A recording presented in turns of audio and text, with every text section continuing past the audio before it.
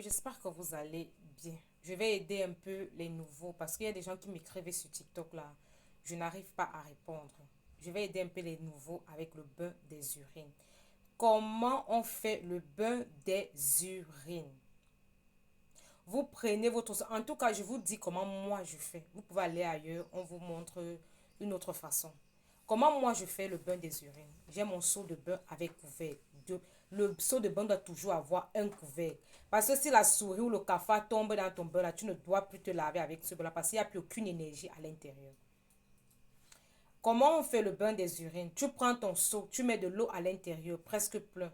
Tu prends 7 citrons, tu presses à l'intérieur de ton seau. Tu jettes les épulchures à l'intérieur.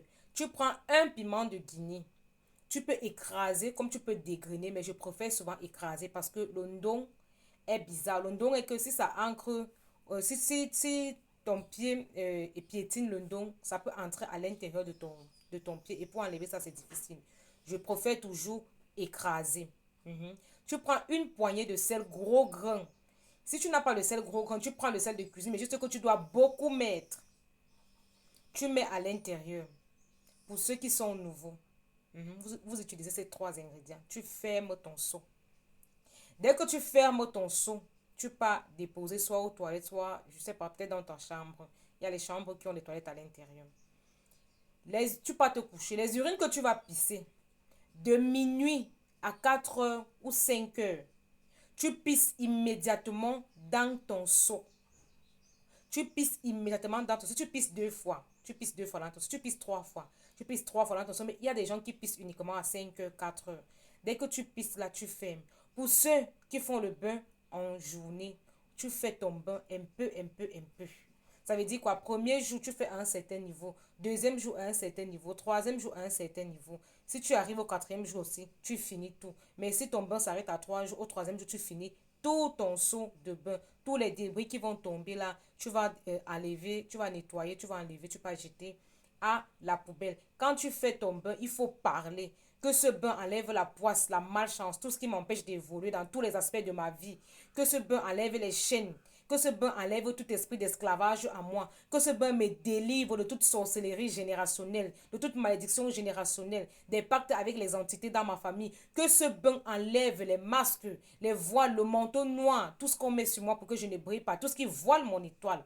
Vous parlez quand vous faites votre bain de déblocage selon ce que vous voulez. Que c'est les ouvertures, que ce bain ouvre les portes des finances, que ce bain ouvre les portes du mariage, que vous parlez comme ça. Quand vous faites votre bain, vous parlez. Vous faites votre bain pendant 3 ou 4 jours, selon votre disponibilité.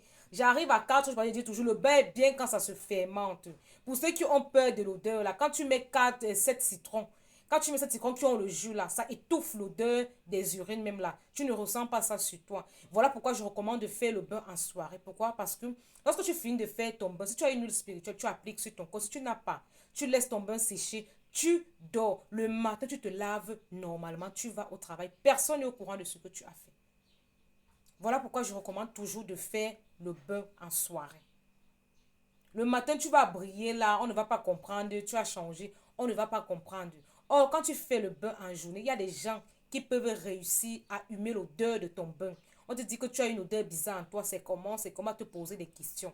Parfois, donc, on va me te dire, amène-moi où tu te soignes, alors que toi-même, tu n'as pas encore fini.